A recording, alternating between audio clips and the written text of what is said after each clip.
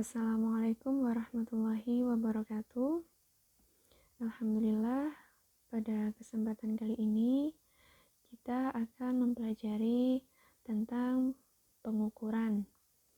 Nah, pengukuran sesuai dengan jenis besaran kemarin, ada besaran pokok dan besaran turunan. Yang pertama, kita akan membahas tentang pengukuran pada besaran pokok. Yang pertama ada pengukuran panjang.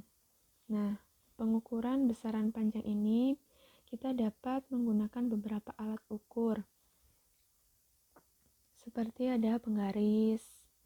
Kemudian ini ada meteran yang ukurannya 1,5 meter, biasanya digunakan oleh penjahit.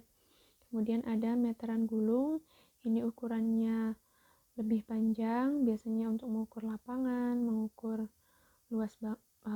panjang bangunan dan sebagainya. Kemudian ada juga alat ukur yang namanya jangka sorong, dan yang terakhir ada alat ukur mikrometer skrup. Yang pertama kita akan mempelajari tentang bagian-bagian jangka sorong. Nah, untuk yang pengukuran menggunakan alat penggaris dan meteran gulung, saya kira semuanya sudah dapat menggunakan alat ukur tersebut. Jadi pada kesempatan kali ini kita akan fokus pada pengukuran panjang menggunakan jangka sorong dan mikrometer skrup. Nah, yang pertama ini adalah alat ukur jangka sorong. Dia bentuknya seperti gambar yang disajikan, terdiri dari ini ada rahang atas. Nah, rahang atas ini biasanya digunakan untuk mengukur diameter dalam suatu benda yang berbentuk lingkaran. Itu bisa menggunakan rahang atas ini, atau tidak harus diameter sih, bisa juga suatu bangun ruang yang mempunyai ketebalan. Nah, untuk mengukur bagian dalamnya, panjang bagian dalamnya bisa menggunakan rahang atas. Kemudian ada rahang bawah. Nah, kalau rahang bawah bisa digunakan untuk mengukur diameter luar suatu benda yang berbentuk lingkaran. Nah, selain yang berbentuk lingkaran bisa juga untuk mengukur misal diameter sebuah koin, bisa juga untuk mengukur benda-benda lainnya yang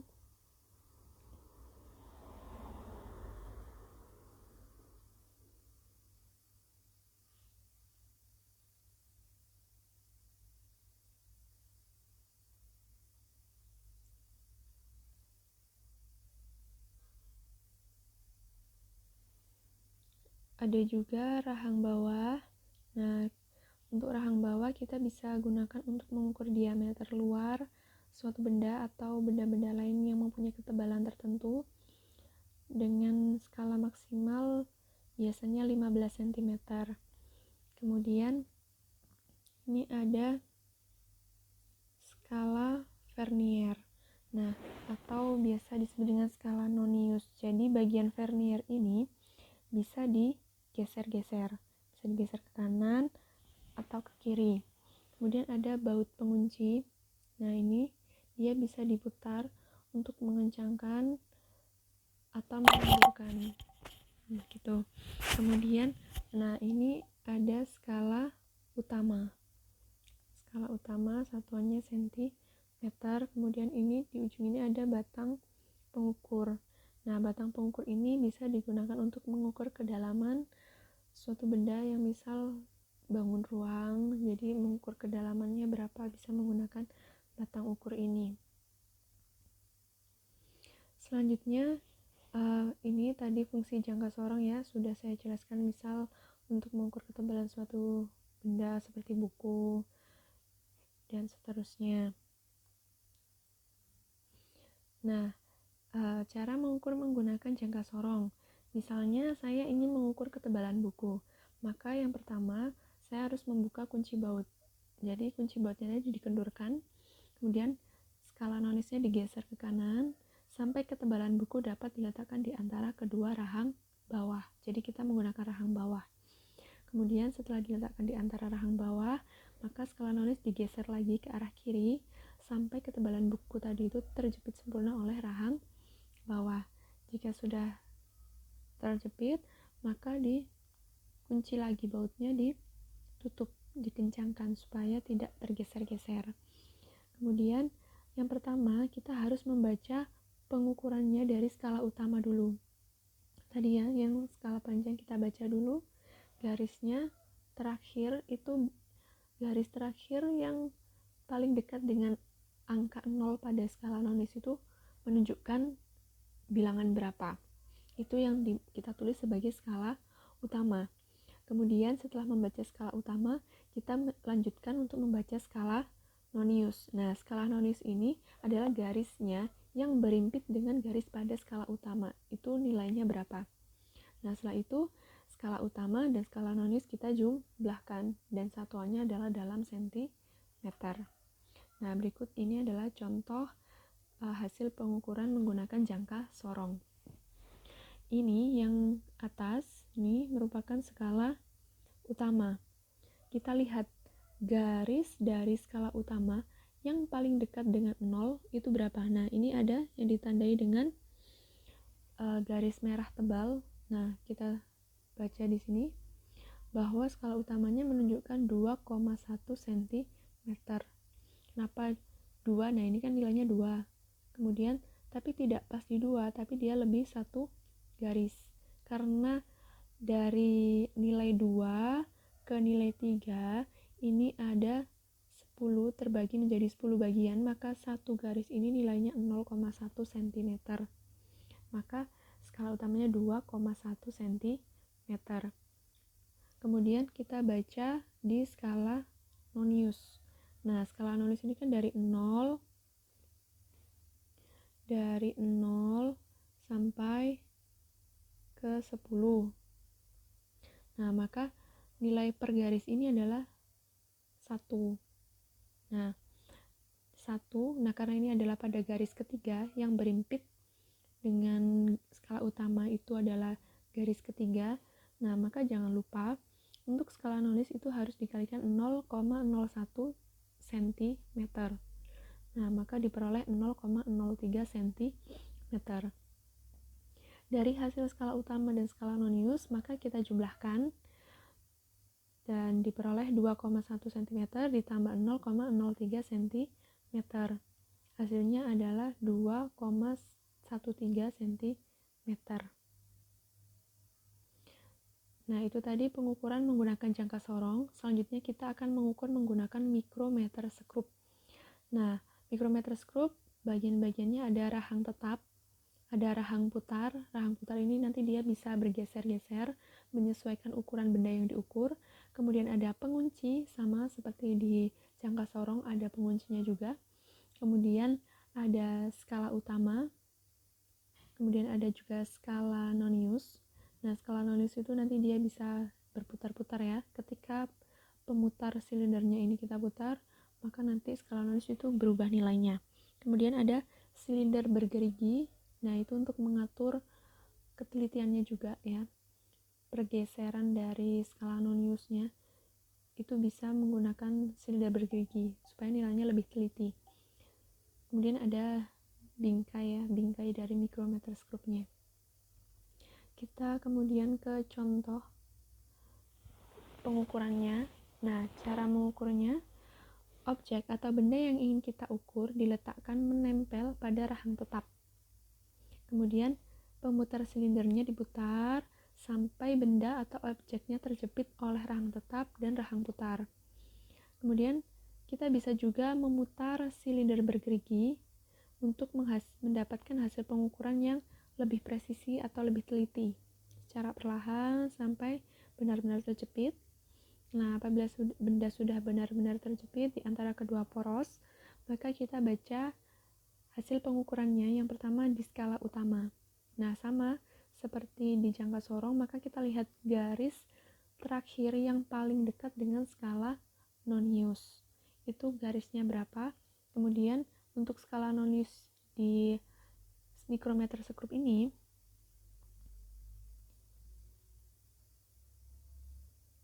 Kemudian untuk skala Nonius di mikrometer sekrup ini adalah garis yang lurus dengan garis horizontal pada skala utama. Nah, selanjutnya nanti tinggal dijumlahkan antara skala utama dan skala Nonius. Nah, untuk di mikrometer sekrup ini, skala satuan yang digunakan adalah milimeter. Jadi, jika dibandingkan antara jangka sorong dengan mikrometer sekrup ini mempunyai nilai dapat digunakan untuk mengukur benda yang ukurannya lebih kecil daripada jangka sorong. Jadi nilai ketelitiannya pun juga lebih kecil karena menggunakan satuan milimeter. Selanjutnya, ini contoh hasil pengukuran menggunakan mikrometer. Nah, misal mengukur diameter suatu kawat ya, ini contohnya digunakan untuk mengukur diameter suatu kawat. Kemudian hasil pengukurannya seperti yang diperbesar di atasnya ini. Nah, kita baca dari skala utamanya terlebih dahulu. Nah, ini kan ada angka 0, 5, maka kita hitung garisnya 5, 6, 7, 8, 9. Garis terakhirnya itu menunjukkan angka 9. Maka kita tulis skala utamanya adalah 9,0 mm. Kemudian kita lihat skala putar atau skala Noniusnya ini. Nah, ini kan ada garis horizontal. Kita lihat pada skala Nonius yang berimpit dengan garis horizontal pada skala utama itu nilainya berapa? Nah, ini nilainya 20, 21, 22, 23. Jadi 23 jangan lupa dikali dengan 0,01 milimeter ya. Milimeter, sehingga kita peroleh 0,23 mm. Selanjutnya tinggal kita jumlahkan saja antara skala utama dan skala Nonius, yaitu 9,0 mm ditambah 0,23 mm, sehingga hasil pengukurannya adalah 9,23 mm.